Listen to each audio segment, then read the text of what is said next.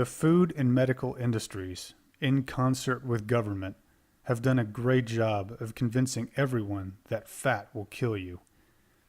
Very effective food advertisements have saturated our collective conscience and is backed up at the fat-free and low-fat foods we see at the grocery stores.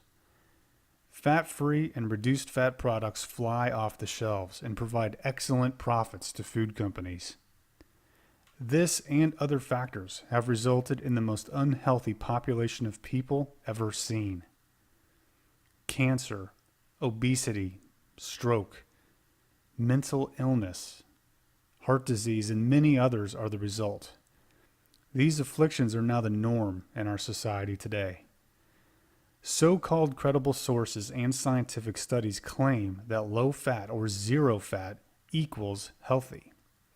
This diet shift has taken us down the low-fat, high-carbohydrate diet dominated by wheat-based products. The food, medical, and pharmaceutical industries have made a significant amount of money with this diet approach.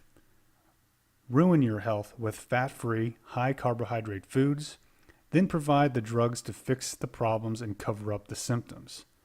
All of this clearly isn't working. In the 1950s, Dr. Ansel Benjamin Keyes declared that saturated fat and other animal-based fats were the cause of heart disease when performing a 7 countries study. He concluded that the countries that ate less fats had better health.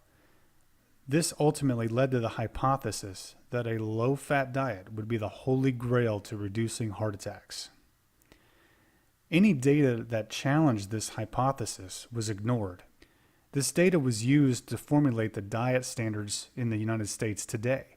Based on this flawed research, heart attacks and other major illnesses are still a serious problem in our country today.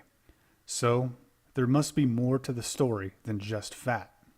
If a low-fat, high-carbohydrate diet hasn't helped with heart disease or other ailments like stroke and cancer, fats simply just cannot be looked at in isolation in terms of overall health, and cannot be blamed for our health problems in isolation.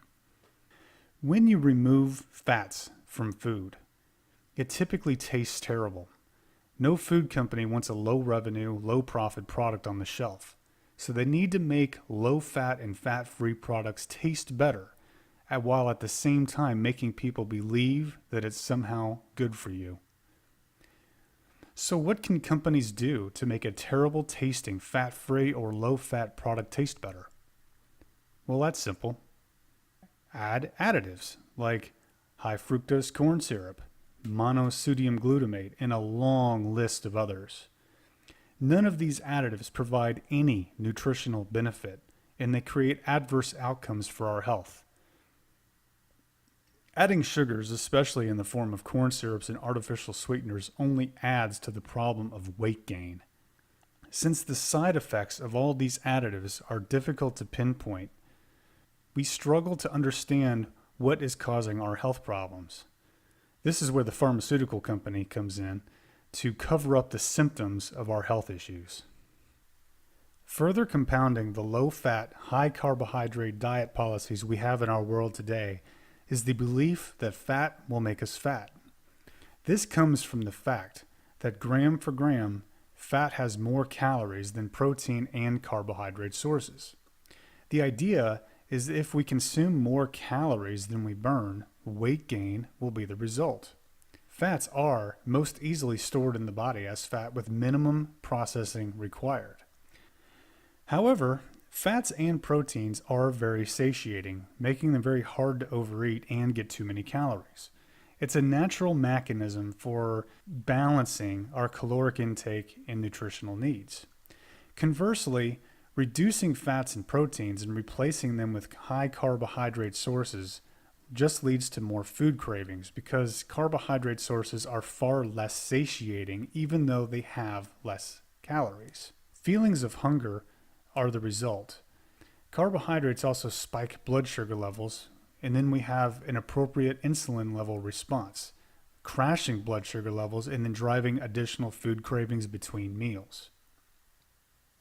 In conclusion, Our high-carb, low-fat dietary policies, the belief that fats will make you fat, and the amounts, types, and ratios of fats that have been skewed in our modern diet as described in our previous video compounds and amplifies the negative health effects of these factors.